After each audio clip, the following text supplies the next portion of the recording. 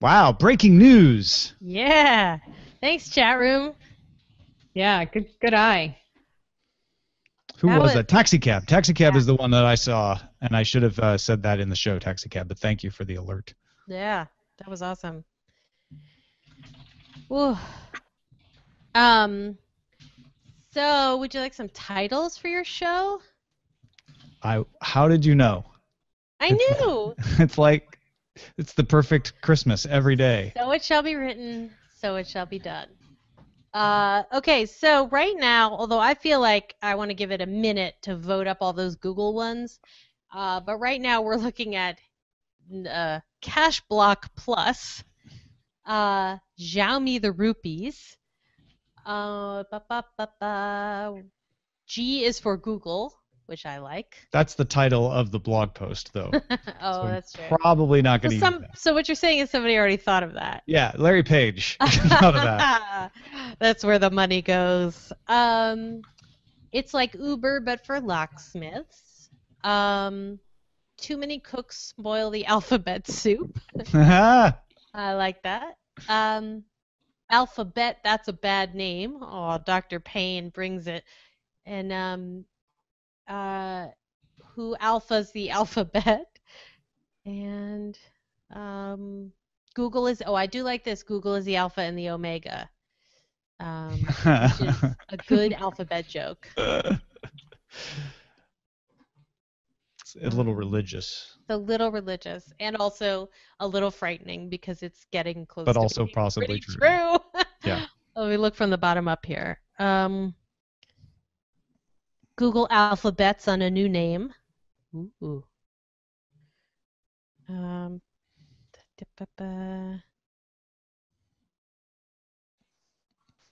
It's as easy as WTF.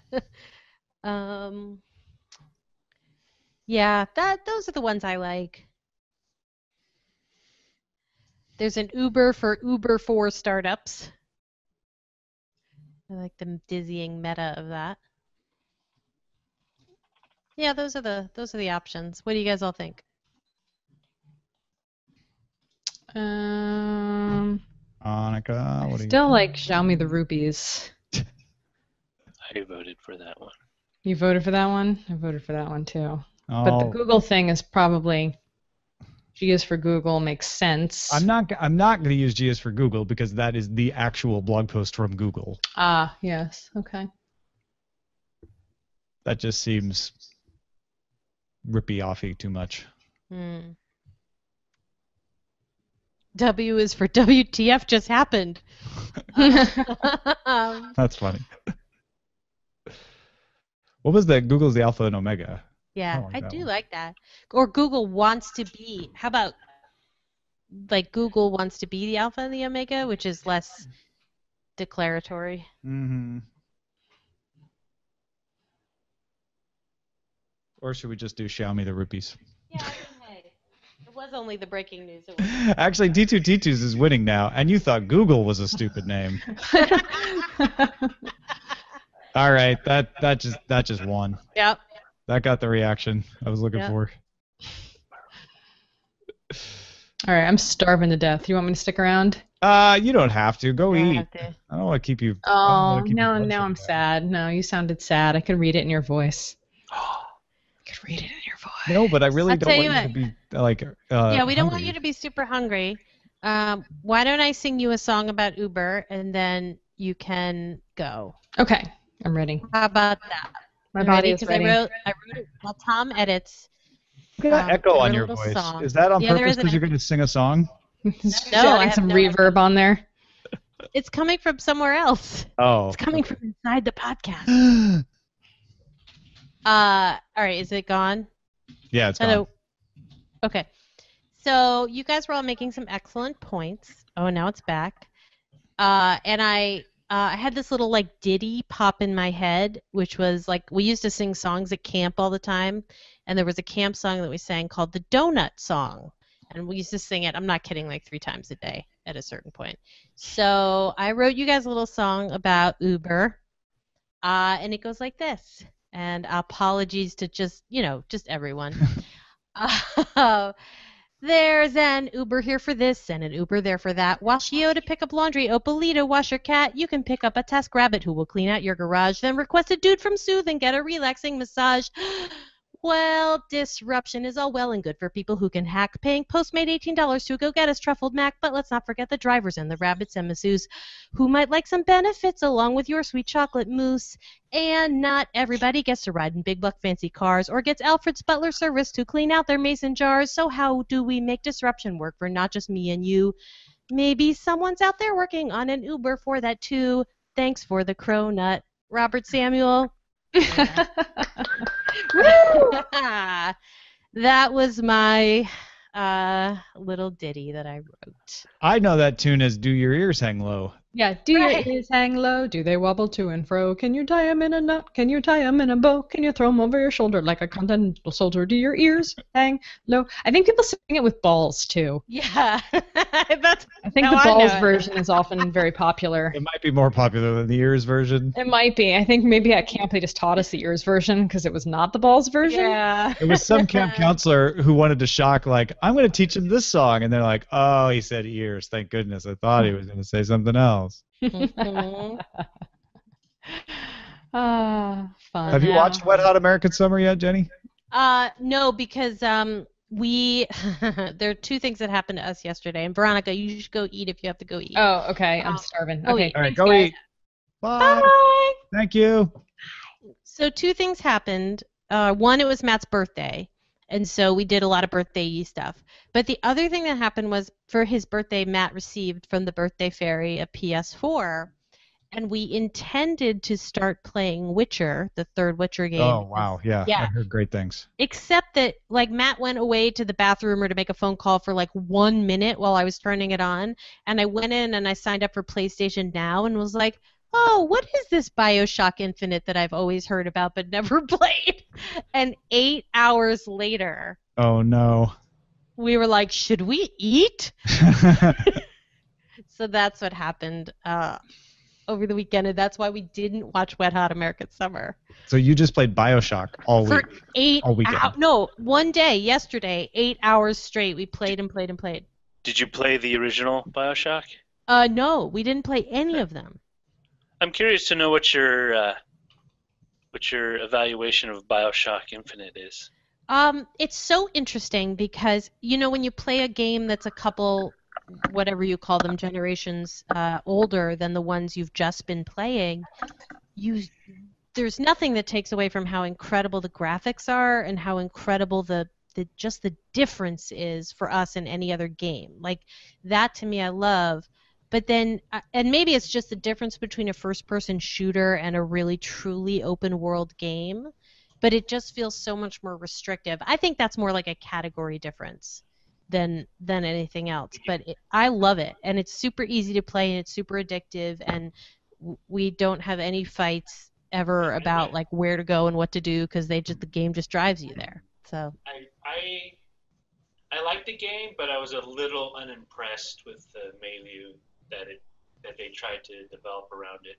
Right. How quote unquote controversial and well, there's all that too, right? Like, and to that, like that whole element of it, like the controversy element, every once in a while I think like I feel like they had some meeting where they were like, let's really focus on issues and stuff.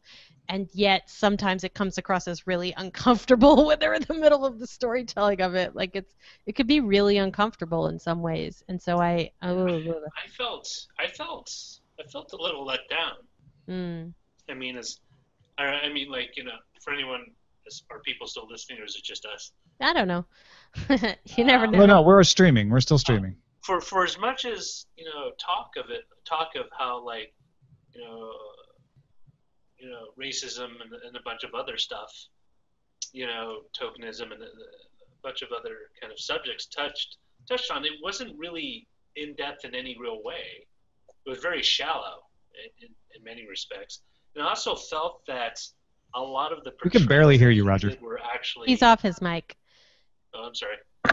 I felt sorry. I have a kid trying to sleep. I felt that a lot of the portrayals were very shallow, and I felt that they weren't very well explored. In fact, I thought they were kind of two-dimensional, almost Right. window dressing for the game to Right. kind of give it that feel, but it really didn't lead anywhere meaningful.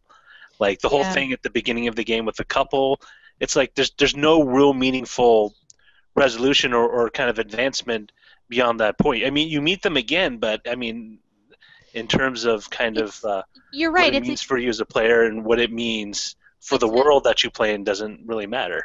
it's a lot of huge ideas, but then it does I think in its beginning bits, like where you're still exploring the world, your mind is like exploding because it's unfolding a story very beautifully about what it's all going to be about, and then it really just does buckle down and be like shoot things and loses. And I feel like in an open world version of it, like a truly open world version of it, you might have had a chance to really expand. Like for me, the ability not to be able to wander around all of those houses ad infinitum is sad. And I guess you kind of can, but it still is driving you. And so that to me has been sort of the cognitive dissonance, along with certain characters and portrayals that are like massively uncomfortable. Oh, you mean the Chinese weaponsmith who has one of the worst Chinese caricature voices? Yeah, we That just thing got really to pissed that. me off. For as We much just as got to that part. the developers were really adamant, like this is. I mean, even Adam Sessler's like, "Whoa, this is like one of the best made games. Touches on all these uncomfortable subjects." Like, dude, did you play the same game I did? Because I was really offended at some parts, and I understand that parts of the game were supposed to be kind of cartoonish in its kind of racial ascendance because that's the society that you're living in, and they're supposed to be jerks. But for a game that's supposed to stretch it or to kind of push the boundaries, it didn't do any. In fact, not to be offensive, Tom, but it was kind of it's kind of like a white guy approach to dealing with racism. It's like, well,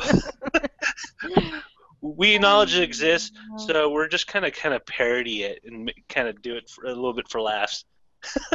I don't know. Oh boy. Sorry. Yeah, it's a little bit Glib.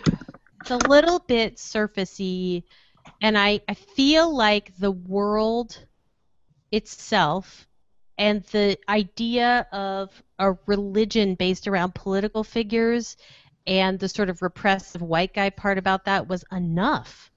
It's sort of like adding in a certain social relevance that if you can't really explore it, don't just layer it in there with like really weird, But that being said, like I love the game. It's just hard. There are certain moments and certain character moments that are really hard to stomach. I played through, but I didn't think it was a better game. And story aside, I mean, just like Yeah. as a first-person shooter, I mean, like it doesn't matter what power you use. I mean, your strategies are pretty much exactly the same no matter what kind of combination of powers you use.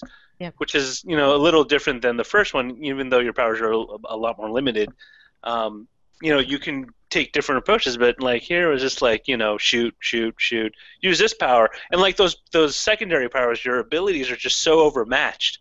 It's like, well, why even bother with anything else? So you go through this whole game just using one particular power, and you don't have to worry about it. You don't have to change it up, depending, because the situation warrants it. It's like, I mean, it's a really beautiful game. Like the graphics are from when it was released, really nice. It does kind of sew up the story. I think it's a little still kind of ham-fisted plot-wise with what happens with the character. I thought, oh, Jesus, kind of cliched. But I guess for video games, yeah. But I've played so many great video games over the past decade that have really, really. Oh, sorry. What are you pointing at? No, I was giving Ellie something to play with because she's looking at the screen, and I just wanted to see. But you're right. You're absolutely right. And like, I don't play a lot of first-person shooters, and therefore, I don't even have a lot of experience to judge them. But at a certain point, it becomes very hypnotic and repetitive. And yeah, and the Fixer points out that The Last of Us is an amazing story and a shooting game, and I agree. The Last of Us, if no one has ever played that and you have a PS3 or PS4, rent that game. It's amazing. That is an example of a really well done game. By the way, breaking news again. I'm sorry to interrupt, but when you click on the period after the part about drones in the Google post, and JD Hoare in the chat room pointed this out. It takes you to huli.xyz. Really? Mm-hmm. Wait, I can't find the word drones. Where's the word? Just Control F or Command F, Yeah. find drone. It says new efforts singular. like Wing are drone delivery effort, and then you just click on the period there. Oh, It my takes you to God, hold Huli. on. I gotta get out of Finder now. That is awesome. Huli XYZ, which is why. Inspiration. It takes a big head to dream big. Oh my gosh. And on that note, we leave you. Goodbye, video viewers. More tomorrow.